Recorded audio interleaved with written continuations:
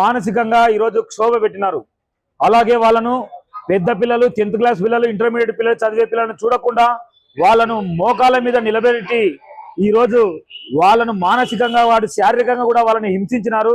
ఈ ఈ ఈ కారణం జరిగే చేత ఈరోజు ప్రత్యేకించి విలేకరులందరూ ఈరోజు ఏకతాటిపైకి వచ్చి ఈ సమస్యలను బయటికి తీసుకొచ్చినందుకు ముందుగా పత్రికా సమాజానికి మేము ధన్యవాదాలు తెలియజేస్తూ ఇటువంటి ఘటనలు పునరావృతం కాకుండా ఈరోజు ప్రభుత్వాలు కానీ దాని మీద తూతు మంత్రంగా జిల్లా యంత్రాంగం ఈరోజు వాళ్ళ మీద చర్యలు తీసుకొని ఈరోజు తాత్కాలిక ఉద్యోగి అయినా కానీ ఈమె పీడి గీతావాణిని ఒక్కరినే ఈరోజు ఆమెను బదిలీ చేసి ఇలా అక్కడ ఏదైతే ప్రధాన కారకులైన ప్రిన్సిపల్ ను ఈరోజు ఖాదర్ హుసేన్ అనే వ్యక్తిని ఈరోజు ఇప్పటి వరకు ఆయనను ఎక్కడ ఏ చర్యలు తీసుకోకుండా కనీసం ట్రాన్స్ఫర్ కూడా చేయకుండా ఆయన ఏం చేసినా కానీ మేము ఆయనకు వెంట ఉండమనే ఉద్దేశంతో ఈరోజు జిల్లా యంత్రాంగము జిల్లా విద్యాధికారులు ఈరోజు చేస్తున్నారు.